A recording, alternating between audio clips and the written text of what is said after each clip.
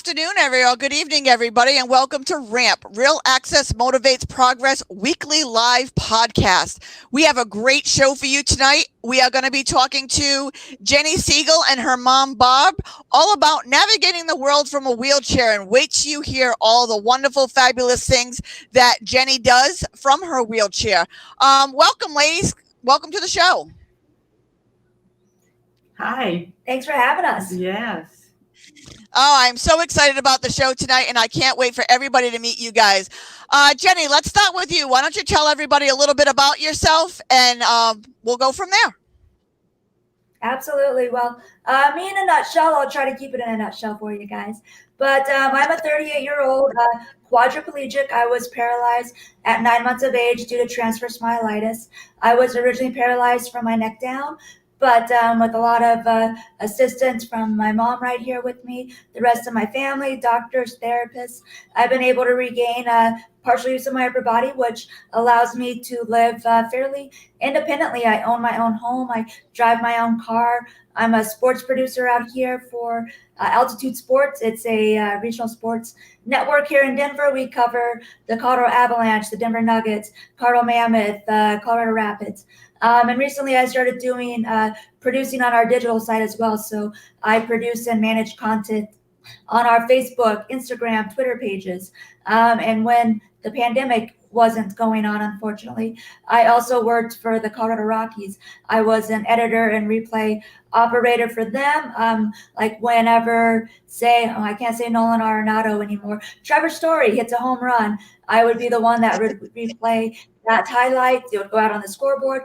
I would be the one doing that. So hopefully soon for so many of reasons, the pandemic, it kind of gets a little bit better, but I would love to get back to the ballpark and start doing that job again as well. I've been doing all of my work for Altitude from home, but I'm ready to get back out there. Just we're almost there. We're getting closer. I really hope that we are. You are a very busy lady, just like me, and I love it. Let's hear a little bit from your mom. Tell us a little bit about yourself and how it is taking care of this wonderful advocate. Oh my goodness. I'm Barb Siegel. My husband is at home. Taking care of Jenny is a delight. It's always been a challenge, but we've made it, and we've done so many things that I never thought we'd be able to do. And Jenny's just a go-getter, and she makes things actually pretty easy. We do the best job we can trying to get her situated to where she can be as independent as possible. She even drives, and I'm just amazed what a beautiful young woman she's turned out to be. Oh, that's awesome. We're going to start with you with the questions that I have tonight.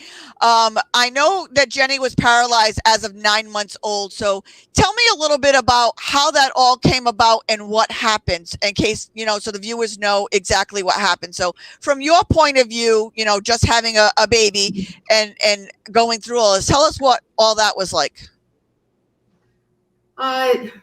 When Jenny, she had a cold, a flu virus, and she was at her pediatrician's that morning, and that afternoon she woke up from a nap with a really weak cry, and I tried to sit her up on the floor where I could run to the potty, and she couldn't get her upper body up over her legs, and so I panicked, and I just didn't understand what was going on, and I called my husband at work and said I was picking him up. And at that time, unfortunately, we didn't have insurance. So we had to go to the university at that time. And we took her in, and oh boy, all the questions they put me through, they like child abuse or poisoning or what have you. And by that evening, their ICU was packed, so they sent her to Children's Hospital, and she wasn't diagnosed for 2 weeks. Wow. They just had no idea, but she was actually starting to be paralyzed from her feet and was working its way up. And by the time that they decided to transport her to Children's, she was intubated, and she had no stomach muscles, no diaphragm. It was just wow. And so, I mean, I was pretty much not in shock, just what the heck is going on? And it just, I stayed on a full-time role learning what is going on with my baby. And so it just, it was really hard. And I can't even imagine what you went through.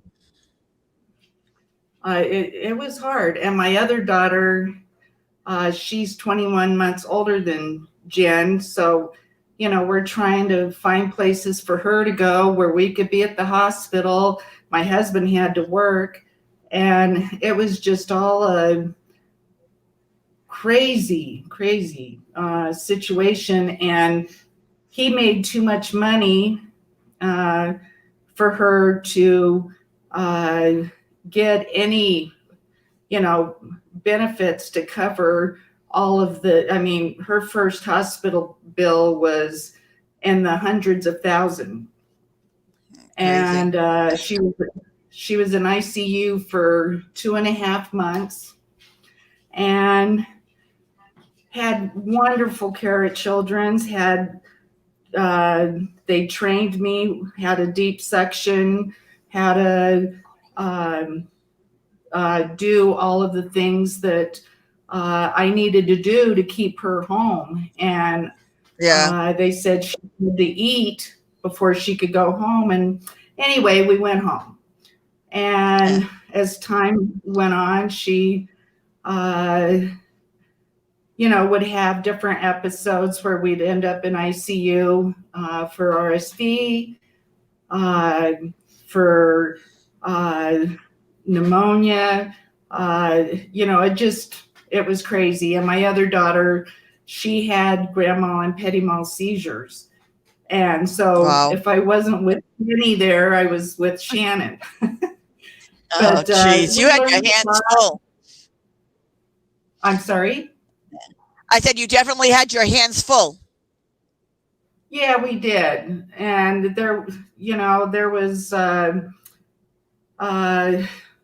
no insurance. It was horrifying. I lobbied. I tried to learn different things that we needed to do, positioning, her therapy, trying to find, I was calling colleges to help us figure out, this system, because you weren't getting answers, calling Medicaid or Social Security or, my husband, he made too much money.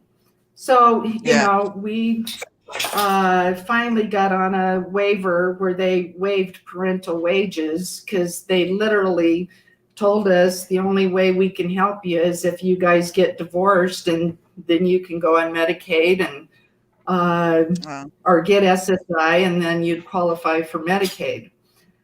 But it's crazy the way that the system works. And, they'll even tell that to, we were told that when I became disabled after a year I was married. It's either you stay together and get nothing, or, you try to manage the way it is. Unlike me, I've only been in a wheelchair for 7 years, so I know life from both sides. Jenny, you only must have memories of being in a wheelchair, so it was your norm. When was the earliest memories of you having that the wheelchair was like no big deal to you, or was it more that I don't fit in with everybody else? How was that for you?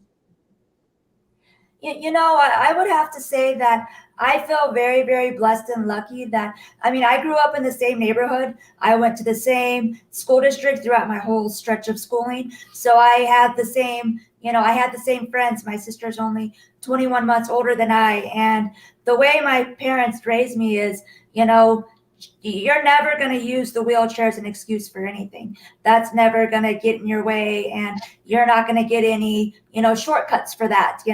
When we were kids and my sister had chores, I had chores. When she was either vacuuming or folding laundry or whatever the case would be, I'd be feather dusting. I would be folding washcloths with her. I mean, I always had responsibilities because my parents always taught me that nothing's going to be given to me. I have to work for it. And, living in a wheelchair, this is the only way that I know. And I do remember glimpses, of being a really, really small kid and, using the electric wheelchair, and the chair was way bigger than me and trying to figure out how to use this piece of equipment.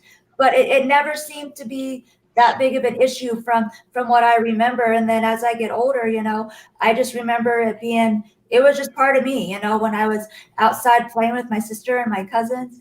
That was just part of how I played outside with them. I would pull them around on their bellies. They would hold on to the back of my chair and I'd pull them around, in the front and backyards. And as I got a little bit older and friends started riding bikes and skateboards and so on and so forth, I would be out there with them and I would just be pulling them along with my wheelchair. Like, it never seemed like it was something that was a negative thing or something that was in my way. I can always remember my grandma for our birthdays. She would let us just go pick out whatever present we wanted for our birthdays. That's how she did it. And all I wanted was a helmet and a pair of knee pads and a pair of elbow pads. And my grandma was just like, but why do you need this? Why do you want this? And I just remember that, like, well, everybody else had it when I was a kid. Like, why shouldn't I have it? And I remember going outside to play and my mom and dad would just put the helmet on me so that I could be out there playing just like all the kids were. I remember one time my dad put it on and he just kind of knocks me on the top of the head. It's like, go get him, kid. It was just, it was just what we did. Yeah. And it never, every day wasn't, perfect and wonderful, but I will have to say that overall it was, it made me a stronger person because there were things that we needed to fight for, and things weren't always easy. But I also think that's why I am the way I am today, is because I always did have to fight. So, if I'm not satisfied as to where I'm at, I just keep going until I get to where I need to be. And I don't know if I'm always going to be satisfied, I just wish more people would look at it that way. But I'm saying I wish more people would look at it that way, because let us tell you what our limits are instead of you saying what I can and can't do. Now, is that how you started too? When Jenny went into kindergarten, the teacher already had her writing in sandboxes and she had her idea of what Jenny couldn't do without asking anything. And we went in there. I had her speech therapist through Children's go in and set in with me and explain to them she can write, she can do whatever, upper body, as long as she's in her chair, she can do whatever the other kids do with some assistance. And so then they got her a para for that. But that just amazed me that they already thought that she was not going to be verbal nor be able to write, or it just, that was our first experience.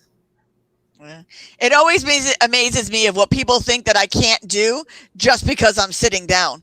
And there are able-bodied people out there that can do less than I do, and they're walking around, standing around. They just choose not to. But I really want to get into how you got into sports. I mean, not only are you a woman in a wheelchair, you're a woman in the sports world in a wheelchair, which is so out there, and I love it. So tell us how that all came about. Well, I've always had a passion for sports. I've always loved sports. You know, as long as I can remember, sports has always been a part of our family life. I mean, we're just a very sports-oriented family. We enjoy watching sports, and would remember every Sunday I would be sitting on the couch, you know, watching football with my dad, watching the Broncos. And as you know, I watched more with him. He would even tell me, "Dang, Jenny, you know about this more than I do." And I'm like, I just love it. Like, I just love everything about it. And I played sports that I could. I played softball when I was a kid. I tried to do wheelchair basketball. That was a little bit harder for me just because of my level of injury. But sports were always something that was in my life. And I originally wanted to become a doctor. That's what I thought I would do with my life, just because I love school. I love to learn. A lot of that stuff just made sense to me. Was I don't want to say it was easy for me, but I just understood it. I got it. But as I got older, I kind of realized, well, but you know, my hands don't function quite as well as I would like them to, or you know, would I physically be able to do this job?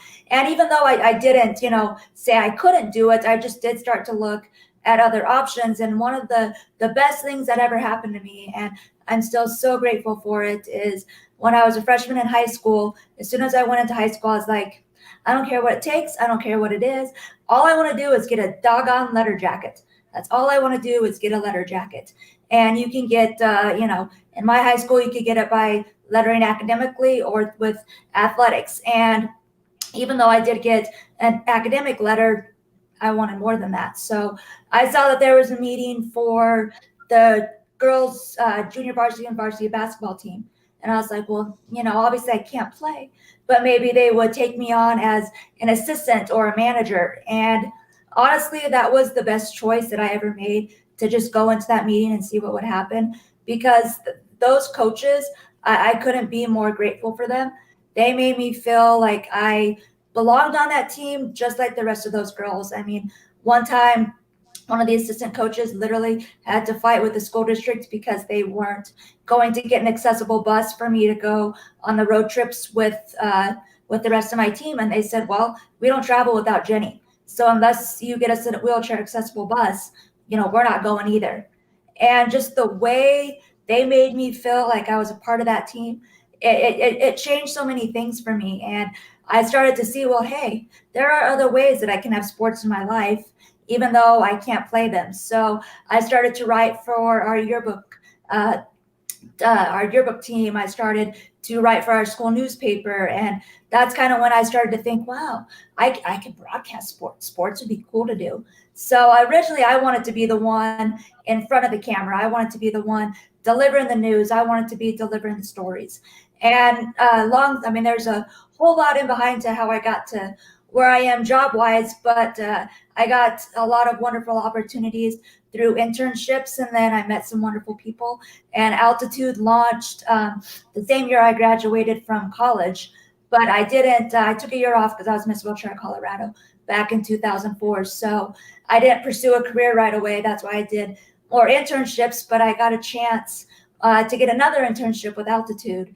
And at first I was like, you know, I'm a stubborn 23-year-old kid. And I'm like, I want to make money. I don't want to be doing internships. I want to move back out of, you know, mom and dad's house, because I was away for college. And then I came back home, and I almost didn't take the internship, but I'm so grateful that I did, because it got me to where I am today. They had me do an internship, and then they hired me on as a freelancer, is what we call it, in that business. And then I was mentored by a wonderful guy. His name was Hank Siegel. No relation there, even though a lot of people think that there is. But he was the producer that brought me on, and he took me under his wing, and he had me producing shows as an intern. And when he would go out of town, I would be producing his shows for him. And then That's awesome. when they were able to bring me on full time, they just said, well, here you go, Jenny. These are your show packages. And I just started to produce. And I don't necessarily have the personality of a producer. You have to be, I don't want to say aggressive, but you have to stand your ground. You have to know what you want. And I have that in me a little bit, but I had to learn to bring a lot of that out as well. But it was Right. an opportunity that was given to me that I just had to take, and I ran with it. And I'm so grateful that I did, because 15 years later, they're still stuck with me and I'm still working there. So Oh, that's amazing. And Barb, how did you feel when she started taking this path and you saw her growing this way? Did that change the way you looked at her? Or did you think, I'm not sure if this is going to be right for her? Like, how was it for you? It was fine. When she got her first wheelchair, she was 2 years old. Mom, I want a wheelchair. I want to be, mobile. When she was in third grade, she went to the Joint Budget Committee and spoke for what she believed in. She did a Dare commercial when she was in the same grade, I believe it was. And she really loved that. And we'd go camping, we'd do this and that. And I think her friends and family kind of helped me get through the scares of stuff, because they would carry her over to Beaver Dams in her wheelchair where she could see it. And, just really normal things that I was panicky. I'd say, Jenny, don't go that fast or this or that. But, it showed me, she's pretty tough. Yeah. Typical mom stuff. The moms always worry, Yeah. I mean, it was the same thing, because when I became paralyzed, I was coaching my daughter's cheerleading team, her competitive cheer team. And during the season is when I became, paralyzed and stuff. And, then they had to hire the wheelchair bus so the coach could go, not just a player. The coach had to be there, And I'll tell you, to watch people change and watch it, it was amazing. But Jenny, how do your coworkers and friends, or the people that you interact with in the sports world, how do they accept you in a wheelchair? Do they treat you any differently?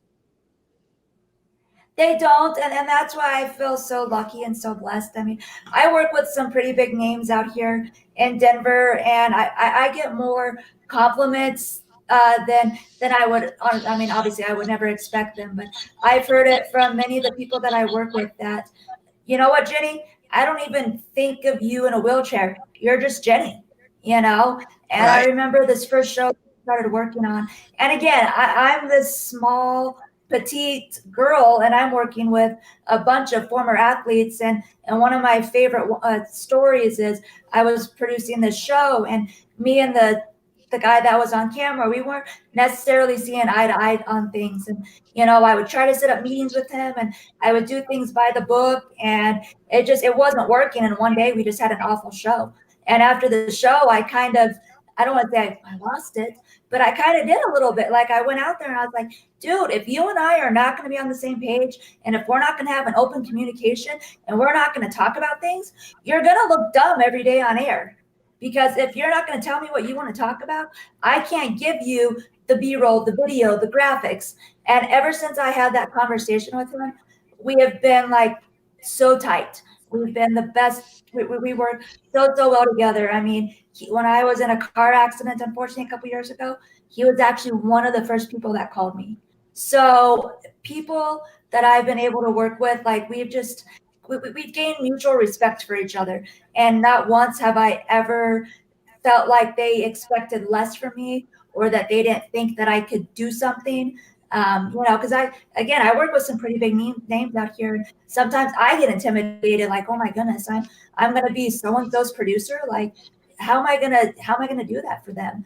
But it's worked real well. And I just feel like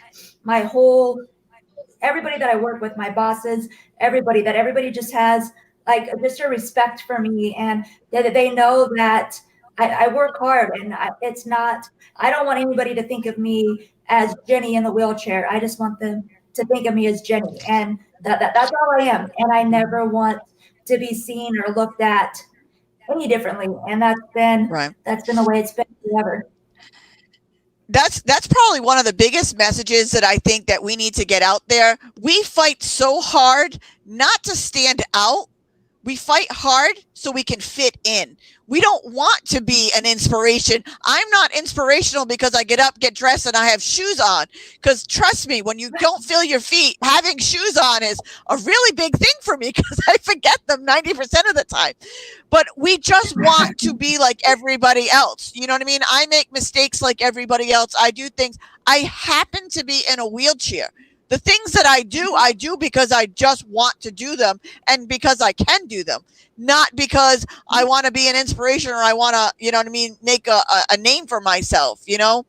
And I think that's so great what you do, and people just kind of accept you. But you do so much more than just the sporting world. Tell us some of the other things that you do. Well, one of the things that I'm definitely very, very proud of, I've gotten involved with advocating for complex rehab technology. I've been doing it for about 10 years now, and it's honestly been a venture that has also changed my life, has brought so many different wonderful people into my life, and opened my eyes to so many different things. I mean, advocating for complex rehab technology is not only important because obviously it benefits me, because without complex rehab technology, I wouldn't be able to leave my house. Without my wheelchair, I wouldn't be able to leave my house. I wouldn't be able to work my job and drive my van. And if I wasn't sitting in my customized seating system, I wouldn't be able to sit for the hours that I sit and not get a pressure sore. So working with the people over at NARTS and advocating for complex rehab technology has been, it's honestly been a blessing to me. It's something that I've become very, very passionate about, very involved with. And the people that I've met are amazing. Like, they literally have become kind of like an extended family for us. My mom gets to travel to DC. She goes out there with me. When we've been out there, I think she's only missed one trip out there, and it really is a family. And also coming off of that is me and a couple of the people that I've been out there advocating with, we have formed a group called Unite for CRT. And that is something that is even more special to me. It's even a little bit more personalized because I help, I've seen it from the ground up. And at first it was just going to be a group where we, would meet every once in a while just to try to, see how the advocating was doing back in your hometown and what you were doing, and, just kind of updating everybody's progress. But it turned into so much more. It literally turned into a network for people that have disabilities. And we've had some wonderful, wonderful meetings where we've talked about, it's basically about living life with a disability and some of the things that we have to endure and that we experience and how we get past that. And, we've talked about traveling with a disability, which I could share stories and stories with you guys about that. And, how I balance my caregiving system at home, because without caregivers, I wouldn't be able to do what I do either. And last night we had a wonderful meeting where we discussed terms that people use to describe someone with a disability. And Tina, you were part of that conversation. And literally, I think it was one of the best, professional but fun conversations I've had in such a long time, because we were able to not only relate to each other, but I think we learned a lot from each other too. And that's what I really like about Unite for CRT is, even though I've lived, with a disability for 38 years, by no means am I an expert. I feel like I'm doing well with it, but there's still so much that I can learn. And last night, I feel like I learned a ton. Yeah, I think it's great. And we met through Unite CRT. So it is a wonderful system because it brought us together. And, we learned so much that even we are people with disabilities, and we learned words that we weren't aware of. And we learned different reactions of things that, we weren't aware of. And, the whole language first, I get language is important, but in the reality of it all, it basically boiled down to open the conversation, open your perspective, and don't do it from a negative point of view. And we're willing to open our hearts and learn from you and learn from us. And we're stronger together. We all need each other. And, that's, the biggest thing that I got out of Unites is RAMP and Unites are now united. We do a lot of the things that we do together. And I think it's great because it brings great advocates together, and it brings said, we'll never know everything about disability. I mean, I know about my disability, the ins and outs, but I don't know about yours. I don't know about others. And I learned so much, you know what I mean, from other people. And Barb, you must learn a lot, you know what I mean, not only what Jenny goes through, but sitting through those meetings and learning about other disabilities and how it affects other people. It must be a whole new eye-opening adventure for you as well. Well, when Jenny went to college, I went out in the field and worked with, through a home health care agency and helped and worked with elderly people that was paralyzed or CP or all different kinds of disabilities. So I, firsthand did get to work for 5 years with these people, and then hearing some of the things through CRT and all the people that has responded are just incredible, and it is eye-opening still. Yeah. I met so many wonderful people through Unite CRT. Ben, who makes the off-road wheelchairs, and, Chris about the adaptive sports, and you and Karen and Annette, who, is the tech person behind it. But it's such a wonderful community, and we're from all over the country. So we're not just from the same state or advocating for the same thing. We're from all over the country. So we're learning from each other. And I think that's the important. Give everybody the website and tell them a little bit about the town hall meetings that they can sign up for and they can be part of. Well, if you go to NARD's website, which is nrrts.org, then you can go the sub page is there for Unite for CRT. So that's where you guys can find us. And there's postings. We have a Facebook page. We have a YouTube page. And we have these monthly town hall meetings. We're going to start now calling them Unite for CRT conversations, because it's became more of a conversation, and that's kind of what we wanted it to turn into anyways, is it to be a very interactive learning experience. And we have these meetings once a month, and we send out flyers. You'll see it on social media. But if you go to NART's website and then go to the sub website for Unite for CRT, it's going to have just a quick overview of what the group is, and then it'll give you links you can register for our meetings, and then you can also find those links on social media as well. But we're really just trying to spread the word and to just get a really good group together, which, as Tina kind of already alluded to, we've met some great people. We've met Ben. I've met you, Chris. I get to meet with him next month to discuss adaptive sports. I mean, it's amazing. The one, I guess you could say, one good thing, in my opinion, from the pandemic is I sincerely miss seeing these people in person. But everybody's had to learn how to do things virtually. And like how you were saying, Tina, that's how we've met these people across the country. Ben's in Georgia, right. You're in Rhode Island. I'm here. Molly's in California, and with it. So if there's one good thing that for me that's came out of this pandemic, is that we've all stayed in touch, but our group has grown, and we've gotten to meet so many wonderful people. And I've learned so much. Yeah. The nice thing I like about the town hall meetings, and I want to make sure that our listening audience hears this, you do not have to have a disability to get something out of these town hall meetings. There are able-bodied people, there are PTs, there are OTs, there are people from all areas. There are people who just have family members who happen to be in a wheelchair or part of the disabled community. So you do not need to have a disability to join in the conversation. Because I'll tell you, you will learn so much. Tell everybody a little bit more about that, because I want everybody to know that this is not just a bunch of disabled people talking. This is everybody joining the conversation.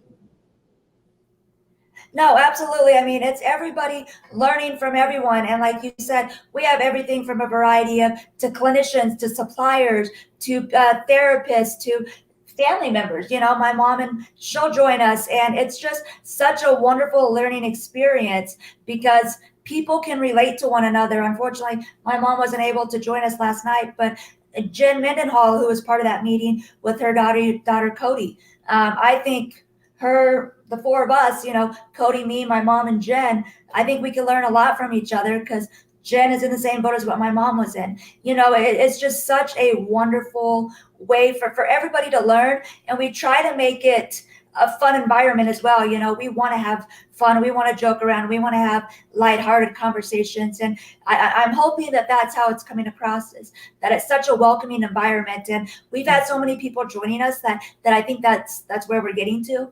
And that's something that I'm really proud of, because again, it started off with just a couple of us, a couple times a couple of spread out over a couple months. We would just check in with each other and see how things are going. But we wanted it to be more.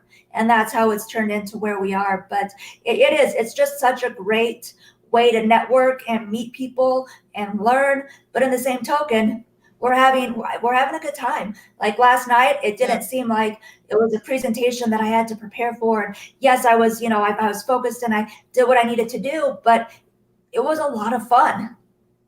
Yeah. And everybody joins in. Like I said, whether you're disabled or not, everybody joins in because everybody has something to say.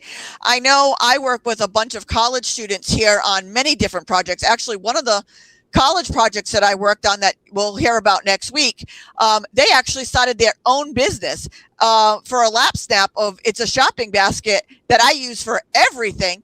But it started at a college. They just heard me talk.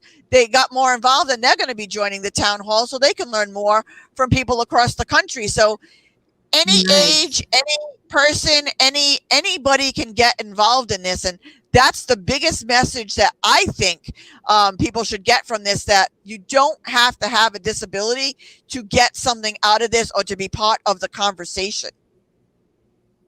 Well, and I think it helps the community out there, all of the community, that we have some history, that we learn about, everything that we can to make things nicer and run smoother. And people aren't going to stare as much. They're not going to,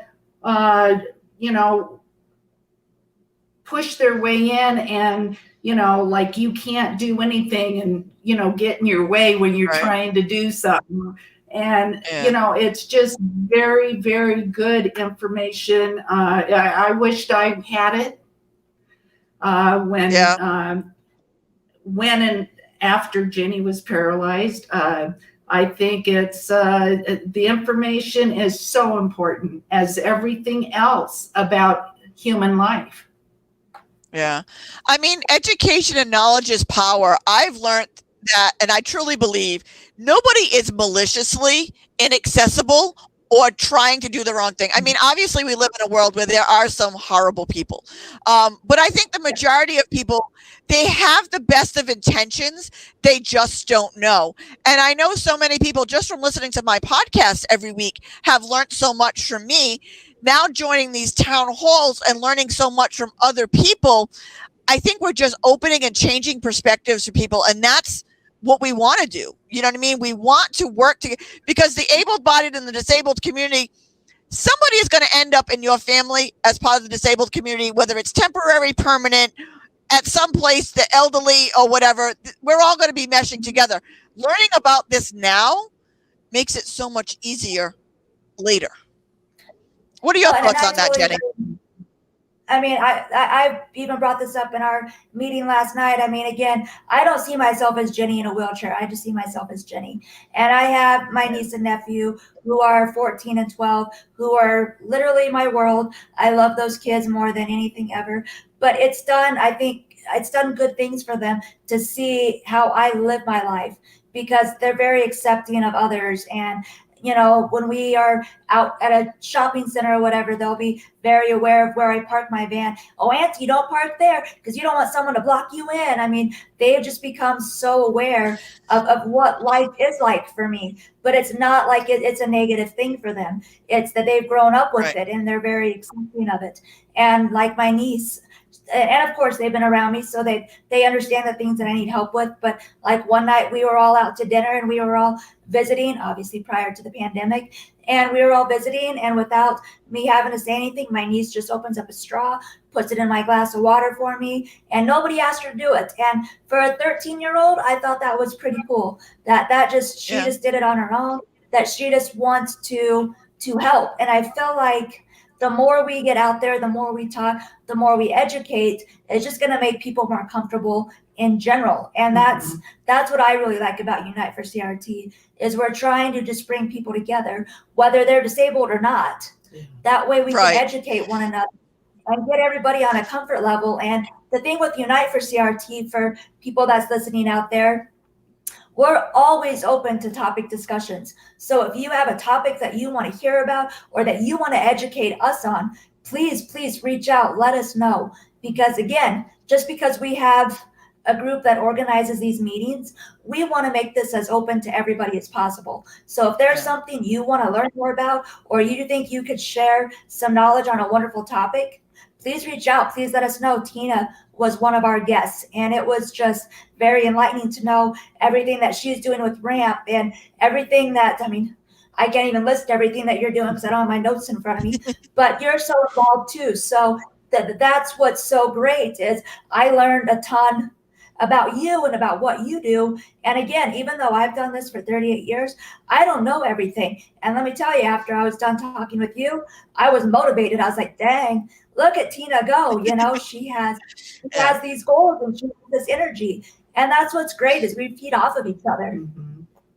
Yeah, it's so true. Like I said, I've only been doing it for 7 years because I've only been in a wheelchair for 7, but watching my children go through high school and watching their friends see me go from a walker to a wheelchair and nothing really changed other than the fact that I can't get into places and they may have to lift me or, you know what I mean? We may need to, watching it. It was so enlightening to watch all of the students who knew me before learn me all over again and treat me the same way. My grandchildren are 6 and 2. He'll be 3 this year, but they don't know me any different. This is how they know me. You know what I mean? So this is all that they know. So they become more empathetic, more involved, and more aware knowing this. Yes. So bringing this to children who don't have somebody in the disabled community just makes them more aware and more enlightening.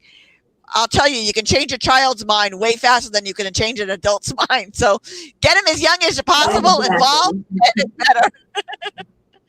Well, it is. Like, I remember one time we were at Elitch's, an amusement park out here, and my nephew had one of his little friends come with us, and Dylan kept riding on the back of my chair, and Cooper was like, why do you do that? And Dylan's like, why not? It's fun. And I was like, come on, Coop, hop on, And then he got to hop on, and he was like, wow, this is really cool, because I don't know if he has people in his life that are in a wheelchair or have any other sort of a disability, but it was very new to him. And at first he was like, not standoffish, but he just didn't know what to do. But as soon as he saw Dylan just interacting like it was no big deal, and then I was like, well, come on, Coop, try it. You'll see. He thought it was great. And the rest of the day, him and Dylan were fighting each other to see who got to ride on the back of Auntie's chair. So, it was just, it's true. I love that. Yeah. I love that. Yeah. I mean, when we go out to the schools and I bring 4 or 5 people with different disabilities, visible and invisible, and, we get to interact with the kids who've maybe never seen somebody who's disabled, it's so eye-opening. And I mean, I get right down on the floor. We play, what do you think I can't do because I'm in a wheelchair? And I'm rolling all over the floor with these kids. So I'm known as the crazy lady in the wheelchair. So when they see me out in public, they're like, hey, Mom, that's the crazy. And then you see the parents just mortified. I'm like, no, it's okay. It's okay. This is why. They're just more open. They're more involved. They open the doors more. They'll help pick things up. They're just more visible and more empathetic and more helpful because it's the norm to them. Like, she was goofing and playing with us and rolling on the floor. I can treat her like I treat anybody else. Like, it's just so normal. And again, we're fighting to fit in. We're not fighting to stand out. That is what I want everybody to get. But now that we're closing down this hour, we're going to start with your mom. But what is the most important message it is for you as a mom to get across to everybody today? What would be the message you'd want to leave with everybody? Oh, golly. I think the most important message is to let your child have a say-so in their life. We are their parents, but they need to know how to take care of themselves, and they need to know how to make decisions. They need to have the room to do that. And no matter how scary it is, just always make sure you got a backup plan to help them. And just be patient and show and get involved in seating clinic, things that you can get involved in where it makes your life easier as well, to where you're not always having to go to it there, to get the wheelchair fixed. You can do it. But because that's their life.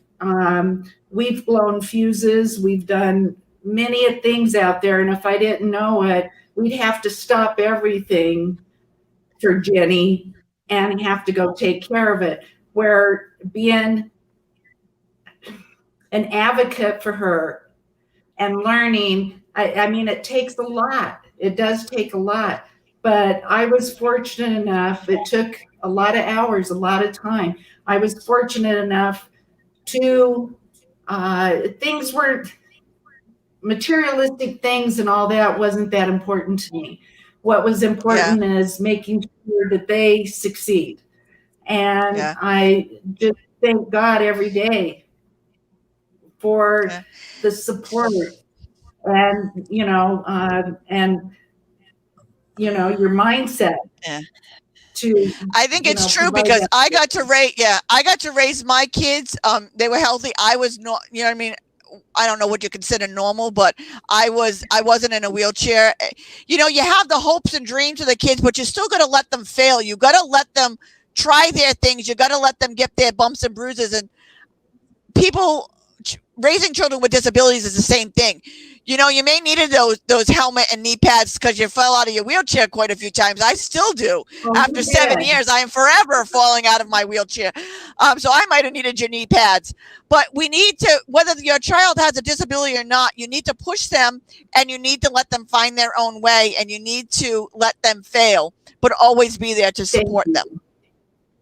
Thank you. Yeah, I mean, you do. You've got to. When Jenny was paralyzed, I had to think a different way. You always have these hopes and dreams for your child. Well, it was the same hopes and dreams, but just in a different manner. Yeah. And she got there the roundabout way, but she got there. Well, she got there and she did work very hard. And I think you truly, a lot of parents, I learned when I did home health care, that they just there's no help for them. And when the kids can go to school, they can't wait. And then the kid is, your kid is so important. I mean, it's a gift from God. Yeah. And, you take care of your gifts. Yeah, so true. Jenny, let's hear from you now. What is your most important message that you want everybody to know?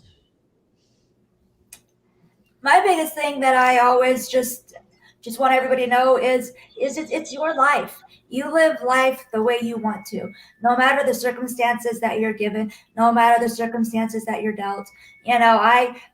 I never knew any other way. So maybe my attitude could be a little bit different if I knew what it was like to walk and to run and play sports and, have that taken away from me. Maybe I honestly would have a different attitude.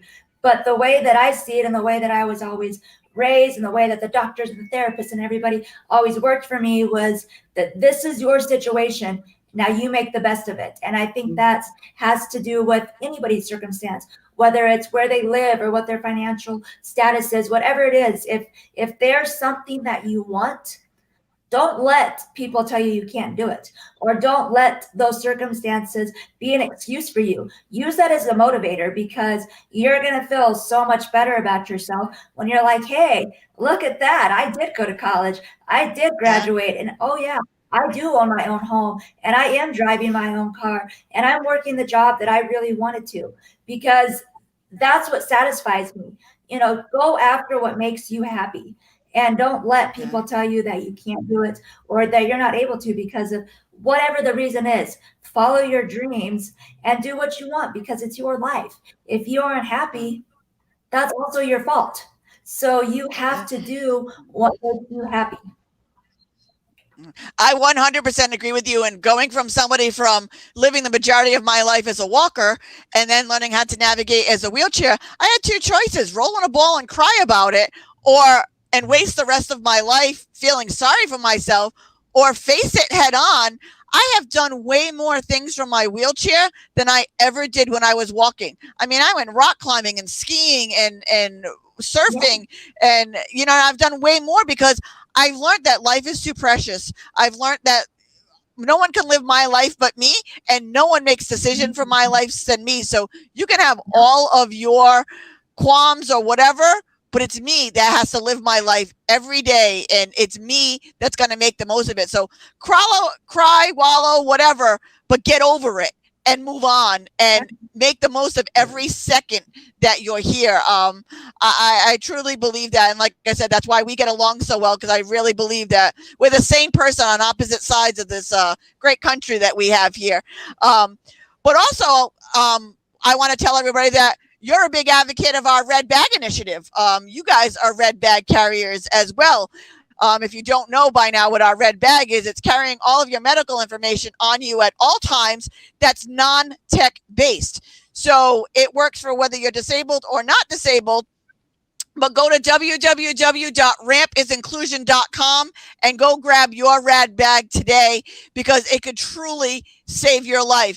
And I know Jenny and your mom are such big advocates for us as well, and for this initiative. So we're spreading it. It's not a Rhode Island thing. It's a national thing. It's a national initiative that so many people have bought into, and it's so important. Jenny, why don't you say a little bit about that and what you think of this program?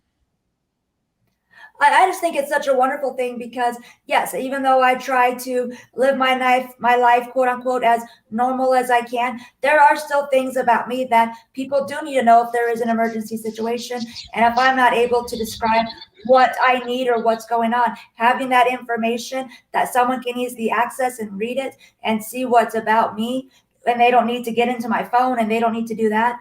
It is such a big and important thing because it really can obviously save your life. Because if I'm in a point where I can't communicate and speak, it's good that someone can just find that red bag and know what they need to know. Yeah. I love it when I'm out and about and somebody says to me, "Oh, I have that information on my phone, or I have it on a USB." Well, I don't know an EMT or doctor out there that's going to say, "Please don't die just yet. Give me the passcode to your phone so I can find out your information." Or the middle of a hurricane when there's no power, now you're in big trouble. This is carrying your medical information on you at all times, and whether the situation, it's with you. And it's so great. But I am so glad that you ladies have joined us tonight. Jenny, give us the website for NARTS and for Unite CRT so people have that one more time. NARTS is nrrts.org, and then that's how you can get to Unite for CRT. Their website's a little bit longer, but if you just go to narts.org, you can click on Unite for CRT and get to that link. Another website that I want to share if people want to know about me or get into contact with me, I have my own website up. It's jennysiegel.com. I would love for listeners out there, if you would like to know more about me or ask any questions, my contact info is up on my website. I would love to have some visitors there. And then another great website, accesstocrt.org. That's for people that want to start advocating for complex rehab technology, but that don't really know how to do that. It gives you templates on how you can contact your congresspeople and your senators. That way you know what verbiage to say and what bills we're fighting for. And it also just gives you an overview of what complex rehab technology is. And for people that do have a disability, or as Tina was saying, you never know when that's going to happen in your world. You never know when you're going to have a family member that might need to start using a wheelchair, or that might need a certain piece of equipment. So complex rehab technology is so important to so many people. Yes, I advocate for myself, but I advocate for others too, because you just never know. And then some people, they aren't as comfortable in their skin as I am. And so I like to be a voice for other people, because I know what this equipment does for me, and I know how important it is to my everyday existence. So if it's something that you guys, want to know more about, access to CRT.org is just a great resource. Again, it tells you how to advocate, it simplifies it for you, and it also tells you what complex rehab technology is. So that's something that could really benefit people out there who would want to start advocating. They're not quite sure how to get started. And that's great. So, go onto those websites. Make sure that you register for the Unite CRT town hall meeting. You have to register, and then they will send you the Zoom link. But register. What do you have to lose? It's an hour of your time, and you're going to meet some amazing people that are truly going to change your life. So go on to NARTS, go on to Unite CRT, click on Jenny's Facebook page that she's tagged in. Reach out to me. I could hook you up with Jenny. We're friends. We talk all of the time. So if you can't find her page, or you can't find one of the pages, reach out to me, send me a message, and I will link you guys all up together. So reach out, go, but just educate yourself. Find something new and change your perspective. If we change our perspectives, we will change the world, literally change the world. But thank you so much, ladies, for joining us tonight. I cannot wait to continue our friendship and our advocacy together. We will be doing so much more together. But thank you very much, ladies, for joining us tonight. I really appreciate it. Thanks for having us on. Yeah, thank you. It was a lot of fun. Oh, thank you. And I may want to make sure that everybody joins us next week, same time, same place at RAMP, Real Access Motivates Progress, or the Coalition Talk Radio. We have an amazing show for you next week. Again, we will be talking to the college students who started their own business called LapSnap, Include Design. You are going to meet 3 amazing young ladies who have taken their school project into their own business. So make sure you join us next week at 7 p.m. Have a great week, everybody. Be blessed and reach out. Learn something new this week. Have a great one. See you next week.